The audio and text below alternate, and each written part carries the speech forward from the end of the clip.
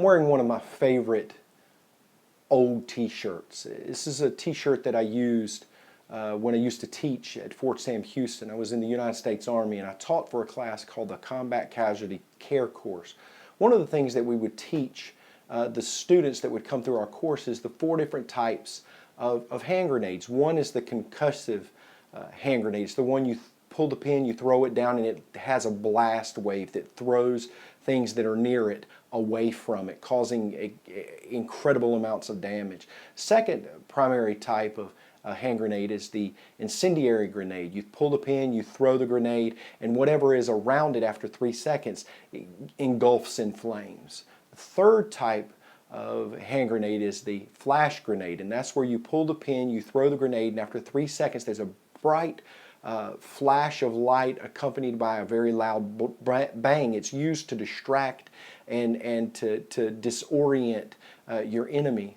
The fourth type of hand grenade is the smoke grenade. Now the smoke grenade has many different uses. One use is if you're expecting to be picked up by a helicopter or somebody else, you'd pull the pin, you throw it down, and after 3 seconds smoke would begin to come from the hand grenade. Green smoke, yellow smoke, red smoke, blue smoke, purple smoke, all different colors of smoke. And so when people would see the smoke, they would automatically know that's where you were at. Another use of the smoke grenade is you pull the pin, you throw it, and it could conceal your movement as you're moving from one place to another. Another use of the smoke grenade is you pull the pin and you throw it, and you throw it where you are not planning to go. Because what happens is when you throw the grenade and the smoke begins to pour out, the enemy sees the smoke and trains its attention on where the smoke is, so you can move from where you are to outside of their field of vision. So you can use it to distract them. There's a story in Matthew chapter 14 of Jesus walking on the water, and the events leading up to it are incredible. He's fed over 5,000 people with just meager rations. He prays over it, and baskets full are left after everyone has had their full. He tells the disciples, go get in the boat. They get in the boat and they head over the Sea of Galilee. And it's late at night, and they're out in the middle of the sea there, and a storm comes up, and there's lightning, and there's rain, and there's huge waves, right? And the disciples, they are so stressed out. They're so worried. They believe for a moment that they're gonna drown out there. But then one flash of lightning, and they see something that's coming towards them. Another flash of lightning. Another person notices another flash of lightning there, and say, hold on. Who is that? Is that a ghost? They actually believe it's a phantom. It's a ghost. Another lightning flash, and they say, oh, that's Jesus. Now, I don't want to go through the dynamics of how he was walking on the water because, to be perfectly honest, I have no idea how he did it. He's God. He can do pretty much whatever he wants. He can do anything he wants, right? So what happens is he's walking across the water, and everybody else is kind of afraid except for Peter. Peter edges to the side of the boat, and he calls out to Jesus in verse 28, Matthew chapter 14, verse 28, and he says, Jesus, if it is you, command me to come to you on the water.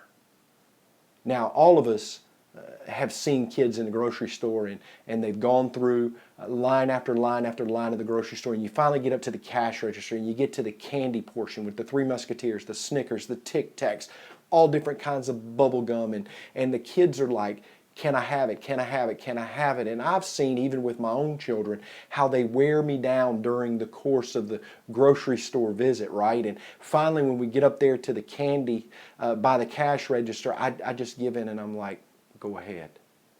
That's how Jesus responded to Peter. He didn't give some long diatribe. This is the lesson you need to learn. This is how you need to handle this situation, or this is what you need to make sure that you do. No, he just says, come.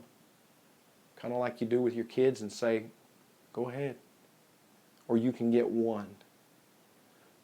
So Peter, he throws that first leg over the boat, and I can imagine that as he pressed down on the water, he tested it to make sure that it could hold his weight, and sure enough, it did. He threw his second leg over, and he's excited now, and he looks toward Jesus. I imagine he looks towards Jesus, and he was like, okay, in order to get closer to you, Jesus, I need to let go of the boat. I got to let go of what's been holding me up to this point. So he lets go of the boat, and he begins to walk across the water towards Jesus.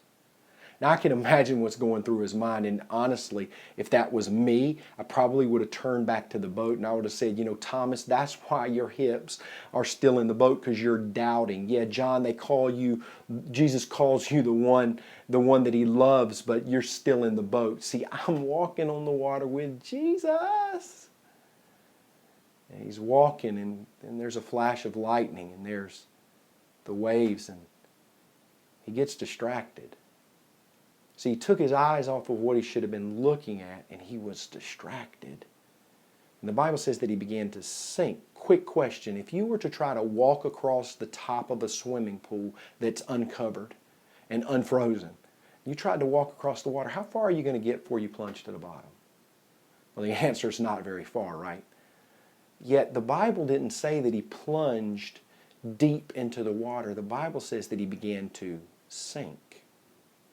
It meant that the further he took his eyes off of Jesus, the more distracted he allowed himself to get, the further and further he sunk into the object of his impending doom. All because he was distracted. But here's what happens. So Jesus runs up to him, right? And Jesus grabs him by the hand and restores him to walking on the water. He puts his arm around him. I imagine he mushed his hair up a little bit and said, "You're so silly." He brings him back, puts him in the boat. Jesus gets in the boat with him. Into the story. But here's the lesson. Don't allow the things that are going on around you, whatever's on the news, whatever's going on in your home, whatever going on in your church, your job, don't let those things distract you from what God's called you to be. Because understand that the enemy doesn't have to get you to smoke crack or to sleep with 15 different people out of wedlock. He doesn't have to get you to embezzle millions of dollars to get you. All he's got to do is distract you.